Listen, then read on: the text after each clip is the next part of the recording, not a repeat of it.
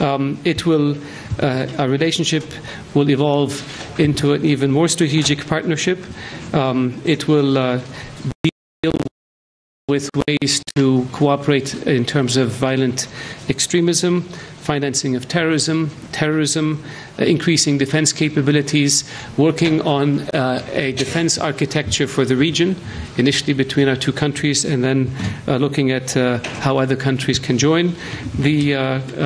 The strategic vision will also include trade and investment, education, and working in all fields in order to enhance our common interests and deal with the challenges that face both of our countries. This is unprecedented. We have not had an agreement, I believe, signed by a King of Saudi Arabia and a President to codify the strategic relationship and where we want to take it moving forward. So this was a great accomplishment, and Mr. Secretary, thank you for your efforts in this regard. In addition to the signing of this strategic vision declaration, the two countries signed a series of agreements, both commercial as well as government to government, that involve trade investment, that involve infrastructure, that involve technology, that involve defense sales, that involve Saudi investments in American infrastructure, as well as American investments in the Kingdom of Saudi Arabia, whether in the form of building up our defense manufacturing capability or other areas. The total value of those investments is in excess of $380 billion. I will not get into the details because I believe our colleagues have briefed the media about this extensively.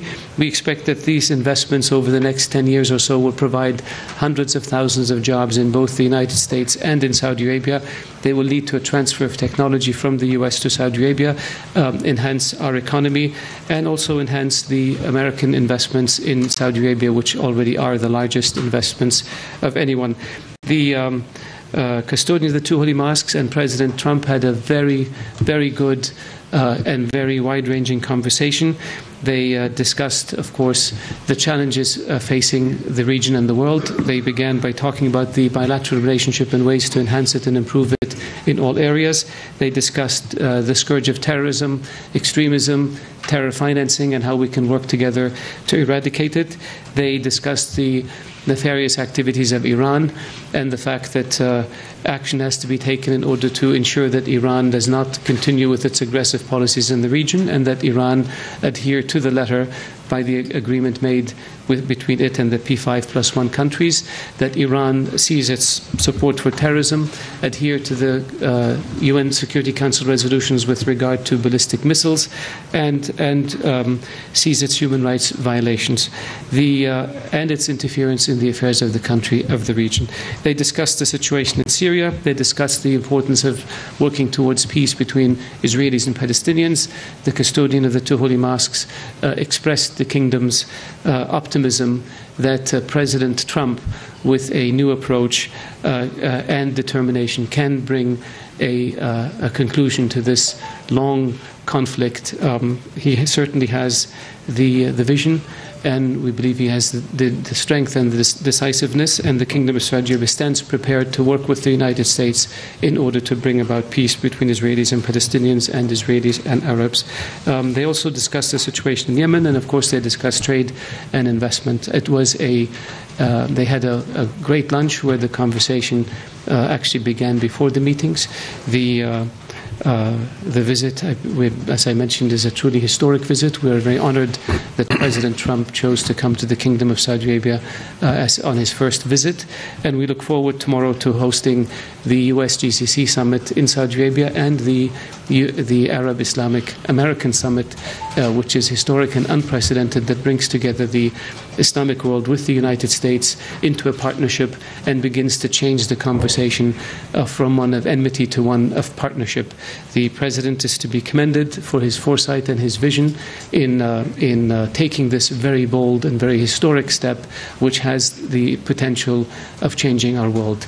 If we can change the conversation in the Islamic world from enmity towards the US to partnership with the US, and if we can change the conversation in the US and in the West from enmity towards the Islamic world to one of partnership, we will have truly changed our world, and we will have truly drowned the voices of extremism, and we will have drained the swamps from which extremism and terrorism emanates.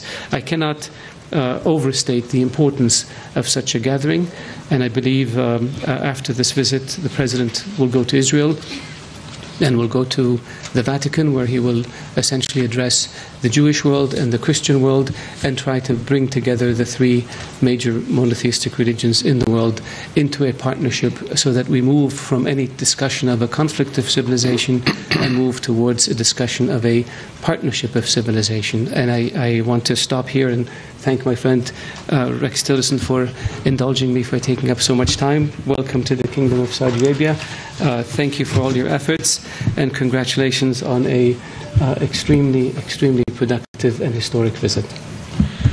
Well, thank you, and thank all of you for being here this evening. And in particular, I want to thank my longtime friend and colleague, Foreign Minister Adel Al-Jubeir. Adel and I have known each other for many, many years when our facial features were much younger.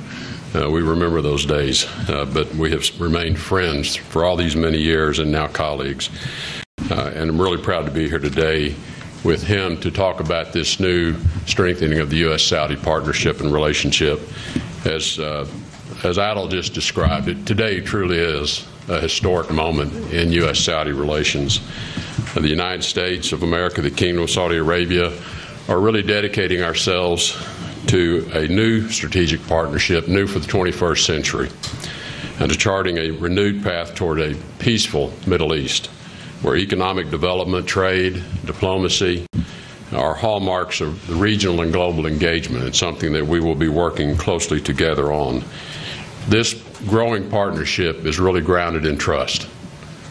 Trust between our two nations that we are pursuing the same objectives: cooperation and a shared interest.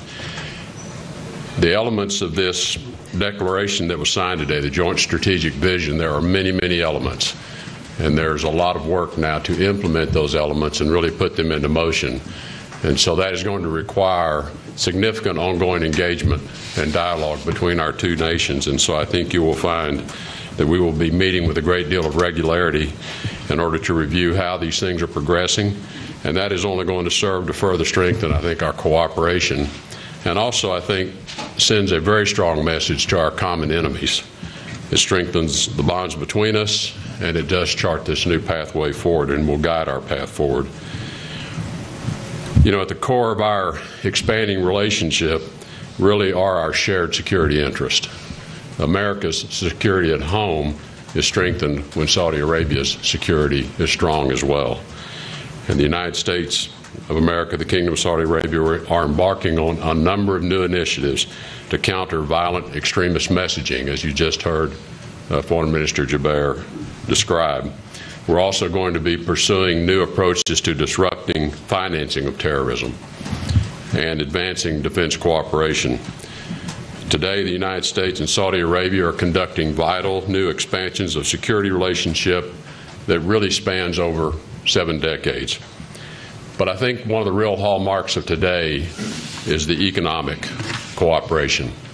And you know, if you have strong economic engagement between two countries, that really is foundational to a strong security relationship as well.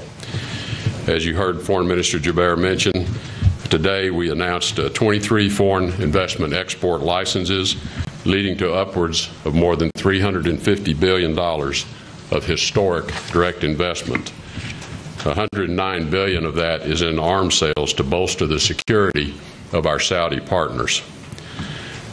And these are going to result in literally hundreds of thousands of American jobs created by these direct investments in purchases of American goods, American equipment, American technology, but also investment into the Kingdom of Saudi Arabia as well. And I think it's important to note that this is an indication of the confidence that the Kingdom of Saudi Arabia has in the United States investment climate. And I think as they evaluate the future investment climate in the United States, what they are seeing already are the positive impacts of President Trump's actions to improve the business climate in the U.S. for investment and job creation and they intend to be a part of that with these investments. Similarly, this is a great vote of confidence in the United States in the business environment in the Kingdom of Saudi Arabia, as they continue to advance in their own reforms and seek new opportunities for their own people to create jobs as well. So strong economic relationships are the foundation for strong security relationships as well.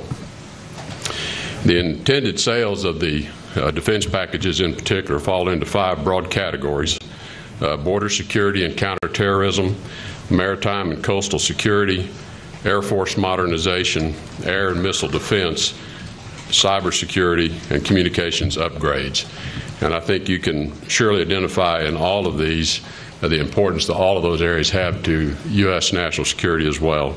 Obviously, along with this will go a lot of training and support to strengthen our partnership with the Saudi Armed Forces as well, which just further strengthens our mill-to-mill relationship.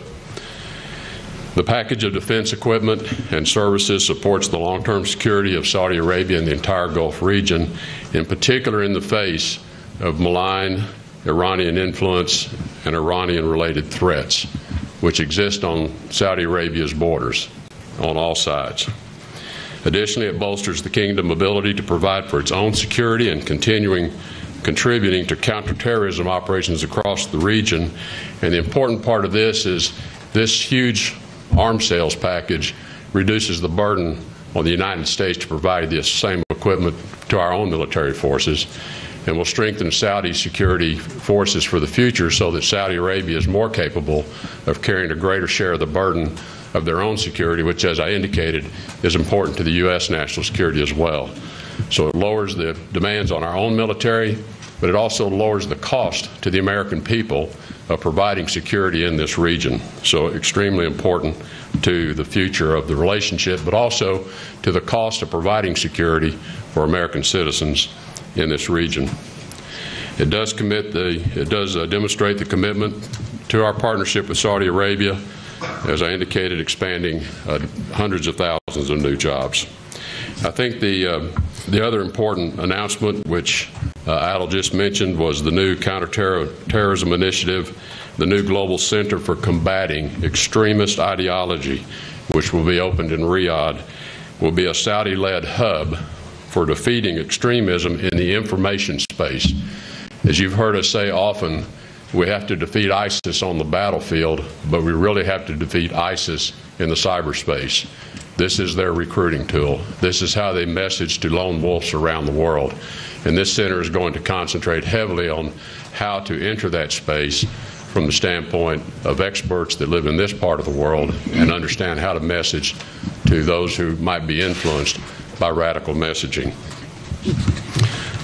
Our partners in the Gulf Cooperation Council, including Saudi Arabia, will be signing a new agreement tomorrow to close gaps in many of these areas, including the financial infrastructure which terrorists can exploit, and we commend them for refusing to let terrorists conduct financial operations in their countries. We are calling on all countries to crack down on the way financing and funds reach terrorist organizations. All these new initiatives will bolster our joint efforts to deter regional threats from Iran in Syria, Iran in Yemen, and on Saudi Arabia's borders, as I mentioned. These new steps forward will serve the national security interests of the American people and the kingdom both. We're very proud of this relationship that we are embarking upon with the kingdom and are very appreciative of the leadership of His Royal Highness King Salman in putting these initiatives forward. We've had a really productive day today, a truly historic day in this relationship. Thank you. Mr. Secretary, we have time for just a few questions. Mr. Secretary. Mr. Secretary. Assad.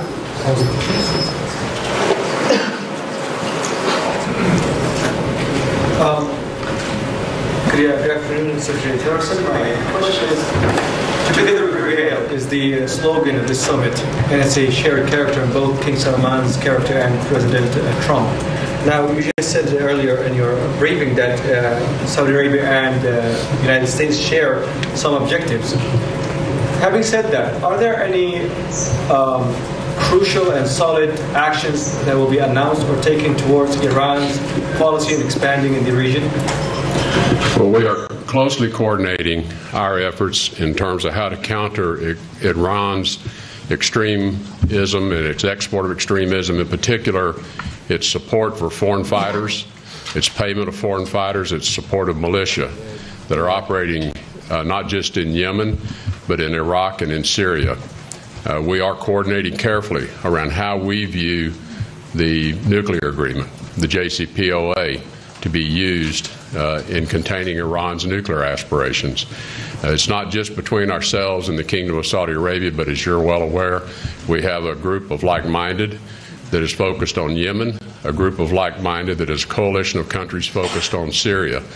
So I think the leadership really starts here in the Kingdom with the strong leadership of His Royal Highness, as well as the Crown Prince, the Deputy Crown Prince, and certainly the Foreign Minister. They have been wonderful and very strong conveners of others who are like-minded in terms of this fight against terrorism broadly, but specifically Iran's role in supporting extremist organizations. Margaret Freddy. Mr. Secretary, and I also have a question for you, Minister. Good to see you. Secretary Tillerson, 2 questions. Will you ever pick up the phone and call Iran's foreign minister? Have you ruled out diplomacy with Iran? And secondly, on Yemen, how does pouring in more weapons via Saudi Arabia actually hasten an end to that brutal war? And Minister Al-Jubeir, can I get your reaction to the re-election of Hassan Rouhani and what guidance you're giving to the Trump administration about whether to stick by what they have seen as a flawed nuclear agreement with Iran? Great. Well, in terms of whether I'd ever pick the phone up, I've never shut off the phone to anyone that wants to talk or have a productive conversation. At this point, I have no plans to call my counterpart in Iran, although in all likelihood we will talk at the right time. In terms of the situation in Yemen, our emphasis is on finding a political solution. We view it as a tragic situation. Obviously, millions of people on the brink of starvation because of the impact of the fighting. But we also think it's important to put the pressure on parties to come to the table and talk. So I want to make it clear that we have efforts underway on both fronts. I think the rebels in Yemen and those that have taken over the government in Yemen, have overthrown the government, have to know they cannot sustain this fight. They have to know that they will never prevail militarily. But they're only going to feel that when they feel the resistance militarily. So it's important we keep the pressure on them. And many of the armaments we're providing to Saudi Arabia will help them be much more precise and targeted with many of their strikes. But it's important that pressure be kept on the rebels in Yemen. At the same time, we are actively engaged with others in the region to see if we cannot advance a process by which we can bring this thing to a halt politically. We have a lot of work ahead of us in that regard. Thank you. Margaret, with regard to the re-election of Rouhani, this is an internal Iranian matter. Who they choose for their president is their business, as it should be. From our perspective, we judge Iran by its actions, not by its words. The Iranians have in the past said some things and done something else. They want to have better relations with us, but then they attack our embassies and assassinate our diplomats. They plant terrorist cells in my country and in countries allied to us. They supply militias that want to destabilize countries like Hezbollah and like the Houthis and others in Syria with weapons. They intervene and meddle in the affairs of Arab countries like Iraq, Syria, Lebanon, and Yemen. They support terrorism. They created the world's foremost terrorist organization, Hezbollah. They provide comfort and support for Al-Qaeda, with many of the Al-Qaeda leaders living in Iran for now more than 15 years. They have a relationship with the Taliban that destabilizes Afghanistan. And so when Iran does all of these things, when they execute terrorist attacks in my country, in 1996 Khobar Tower bombings, where the Iranian military attaché in Bahrain, Brigadier General Sharifi, was the control officer, where the heads of the plot escaped and fled to Iran and have been living in Iran ever since. This is not the behavior of good neighborliness, and this is not the behavior of a country that wants others to treat it with respect. This is the behavior of a state sponsor of terrorism who deservedly is on a list of state sponsors of terrorism and who deservedly is sanctioned by the international community for this behavior. So if Iran wants to be a normal country and wants others to treat it like a normal country, it has to act in accord with international law and the values and the mores of the international system that have existed for centuries. We welcome an Iran that's open to the world. We welcome an Iran that lives at peace with its neighbors. We welcome an Iran that doesn't interfere in the affairs of other countries. But this is not the Iran we see. So when you come back to your question of what do we think about the re-election of Rouhani, we want to see deeds, not words. And we will continue to judge Iran based on its deeds, and we will continue to base our policy vis-à-vis Iran based on Iran's deeds. If I may say something, Mr. Secretary, about the Yemen. The perception is that we are fighting in Yemen for a reason, or that we have no objective or no goals. The perception is that this was an aggressive war. It was not. People forget how this started. Saudi Arabia and the GCC worked together to come up with the GCC initiative, which created the transition from President Saleh to President Hadi.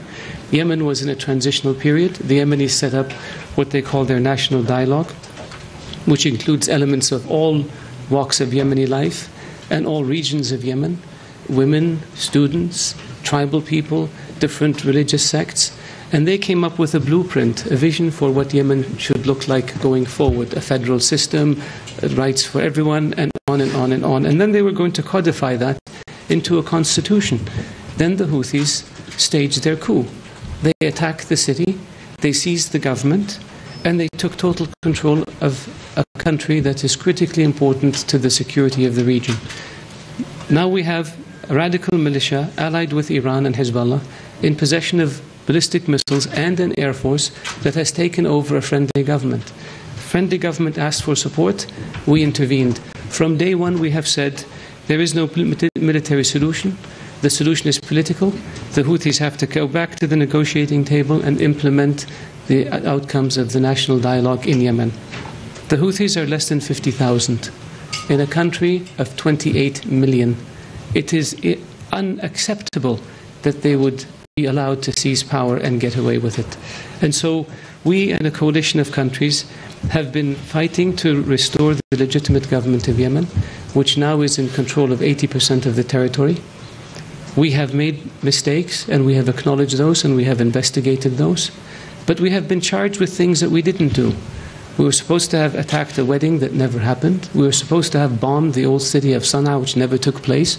We were supposed to have destroyed cranes at Hodeidah port, which we didn't do. The Houthis did it from the ground up.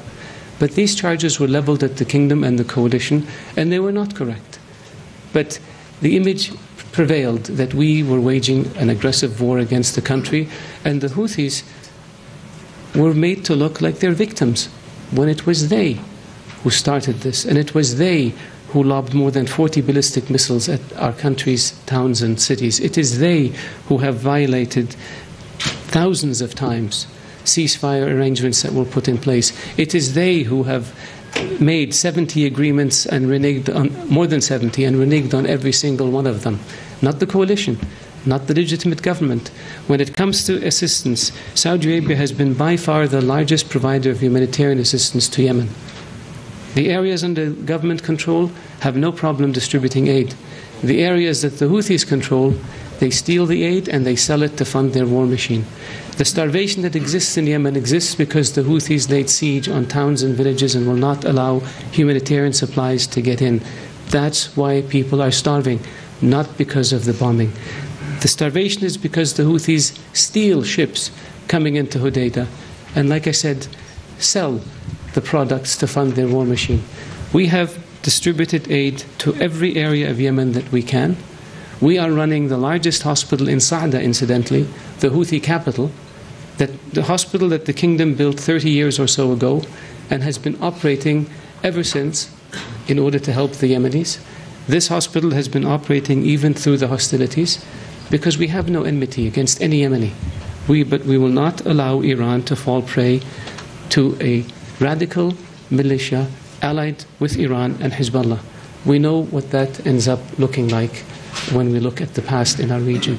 And so we appreciate the position of the Trump administration in terms of providing support for our efforts in Yemen, both diplomatically, logistically, and so forth. We appreciate their understanding of what's at stake here, and we appreciate and we believe that because of this support, we will be able to put enough pressure on the Houthi Saleh to bring them to the negotiating table and to make an agreement based on the GCC initiative, the outcomes of the Yemeni National Dialogue, and UN Security Council 2216. Any other questions?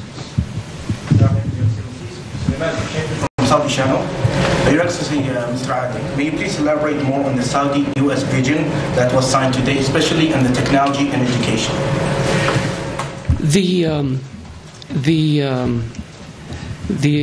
vision that was signed today is, as we both mentioned earlier, truly historic because it's unprecedented. We have the custodian of the two holy mosques and the President of the United States signing an agreement signing a declaration that outlines a vision for how we want to elevate an already strategic relationship to an even higher level. We want to intensify the consultation, we want to intensify the cooperation, whether it's in counterterrorism, whether it's in defense, whether it's in technology transfer, whether it's in education, whether it's in trade, whether it's in investment. And we want to create a mechanism that is headed by both the custodian of the two holy mosques and the president, or whoever they designate, that would be a group that would meet periodically in order to see how we can implement a lot of the visions or the strategies or the initiatives that we have. The expectation is that the United States, as I mentioned earlier, is the largest foreign investor in the Kingdom of Saudi Arabia. Incidentally, ExxonMobil, the Secretary's former company, is the largest single investor in Saudi Arabia. The Kingdom of Saudi Arabia has been a good home for American investments, and American companies have been good partners who have transferred technology to the kingdom, who have provided jobs to Saudis, and who have also helped, most importantly, small and mid-sized businesses gain work and gain technology and gain jobs. So this is very good. The vision and the economic agreements that were signed that Rex spoke about earlier will increase American investment in Saudi Arabia tremendously and will provide more opportunity for Saudi individuals and for Saudi small and medium-sized businesses to benefit from those investments, including the technology transfer, as in reverse, the American people will benefit from Saudi investments in the United States, which will again provide hundreds of thousands of jobs. So I have, like I said, this is a truly historic summit. This is a turning point in the relationship that will take it from a strategic relationship and partnership towards a truly strategic relationship and partnership. Mr. Secretary. We'll take our last question from Jen Jacobs. We'll take our last question from Jen. Secretary. 2 questions. Can you say if the elections today of Rouhani will change anything in Iran? And also, Secretary Tillerson, would you be able to say, does the White House know who this person of interest is that's being investigated in the Russia investigation? Well, I'm going to answer both of those as well and then turn it to the Foreign Minister. I do not have any information or knowledge regarding the person of interest that's been referenced. I might comment on the Iranian elections as well, that what I would hope, is that Rouhani now has a new term, and that he used that term to begin a process of dismantling Iran's network of terrorism, dismantling its financing of that terrorist network, dismantling the manning and the logistics and everything that they provide to these destabilizing forces that exist in this region. That's what we hope he does. We also hope that he puts an end to their ballistic missile testing. We also hope that he restores the rights of Iranians to freedom of speech, to freedom of organization, so that Iranians can live the life that they deserve. That's what we hope this election will bring. I'm not going to comment on my expectation, but we hope if Rouhani wanted to change Iran's relationship with the rest of the world, those are the things he could do. As a sign of how truly strategic our partnership is, I agree with what Rex said. Mr. Secretary. Thank you, everybody. Thank you very much. Mr. Secretary, can we expect you to address human rights on this trip? Mr. Secretary? You have been listening live to Secretary of State Rex Tillerson and the Saudi Foreign Minister Jubeir there. They talked